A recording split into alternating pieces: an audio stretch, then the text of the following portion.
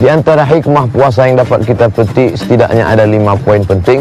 Yang pertama, puasa mendidik kita untuk merasakan perasaan orang lain. Kita tidak dididik secara teori, apa itu lapar menurut bahasa, apa itu lapar menurut istilah, bagaimana itu lapar, bagaimana itu rasa lapar, tapi langsung kita rasakan begitu rasanya lapar. Kalau saudara kita lapar, beda lapar kita dengan lapar mereka. Lapar kita masih ada batas waktunya, nanti azan maghrib berkumandang kita akan makan, kita akan minum dengan makanan yang nikmat, minum yang menghilangkan dahaga. Tapi saudara kita yang jauh di sana, bahkan mungkin di dekat dari tempat tinggal kita, mereka yang lapar tanpa batas, lapar pagi, lapar petang, lapar siang, lapar besok, lapar berikutnya. Maka tidak ada gunanya bicara lapar, seminar tentang lapar. Tapi yang membicarakannya orang-orang kenyang, narasumbernya kenyang, panitianya kenyang, hanya akan menghasilkan teori-teori semata. Oleh sebab itu Islam mengajarkan la yu'minu ahadukum, kamu belum beriman, kamu tidak beriman, hatta yuhibba li akhi, sampai engkau merasakan perasaan saudaramu, wa yuhibbu li nafsi. Kalau makanan itu enak, terasa mengalir di tenggorokanmu, begitu jugalah mengalir di tenggorokan mereka. Kalau makanan itu terasa lezat di kunyahan mulutmu, begitu juga makanan itu berada dalam mulut mereka. Perasaan ini yang terus dipupuk selama 1 bulan penuh. Yang kedua, Ramadan, siam, puasa mendidik kita bagaimana konsisten dengan waktu. Siapapun orangnya, kalau sudah azan berkumandang waktu fajar terbit, kulu makanlah, washrabu minumlah, hatta yatabayyana lakumul khaytul abyadu minal khaytul aswadi minal fajar, sampai terbit fajar. Tidak bisa ditawar-tawar. Siapa yang terlambat, lalu kemudian dia makan pada saat matahari sudah terbit, lalu dia ingin tambah menjadi malam, saya tunda malamnya, tidak bisa. Karena ini waktu sudah ditetapkan Allah Subhanahu wa ta'ala. Harinya tertentu, hanya pada awal Ramadan sampai akhir Ramadan. Tidak lebih dari 30 hari, tidak kurang daripada 29 hari.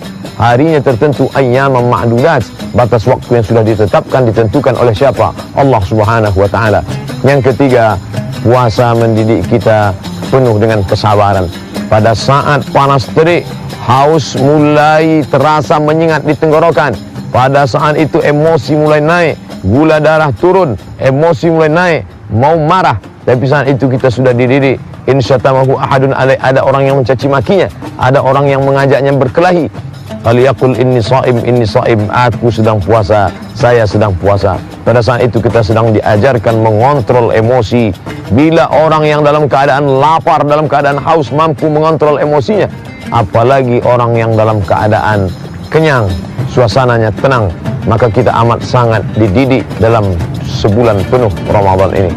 Adapun yang keempat, maka keempat kita diajarkan bagaimana orang-orang beriman itu melawan hawa nafsunya.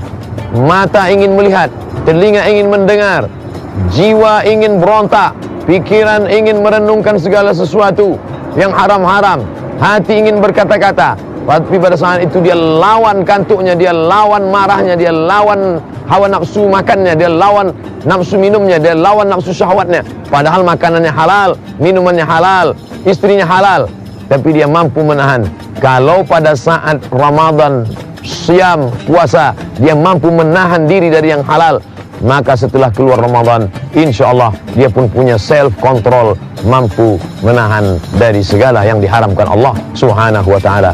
Kemudian terakhir yang kelima adalah merasakan muraqabatullah, pengawasan Allah Subhanahu wa ta'ala, ma'iyyatullah, kebersamaan dengan Allah Subhanahu wa ta'ala. Anda tidak diawasi kamera CCTV, tidak diawasi oleh petugas, tapi yang mengawasi adalah Allah Subhanahu wa ta'ala. Siapa dia? La ta'khudhuhu sinatun wala naum. Dia yang tidak mengantuk, dia yang tidak tidur, dia tetap bersama. Wa huwa ma'akum aina ma kuntum.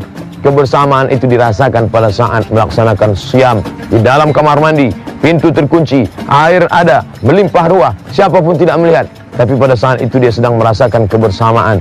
Rumah terkunci, semua orang tidak ada, pembantu tidak ada, anak-anak sudah pergi, suami bekerja, tinggal seorang diri. Pada saat itu dia sedang merasakan kebersamaan dengan Allah. Andai rasa itu yang kita bawa keluar Ramadan, insya Allah kita akan menjadi insan-insan yang dekat dengan Allah. Semoga bermanfaat.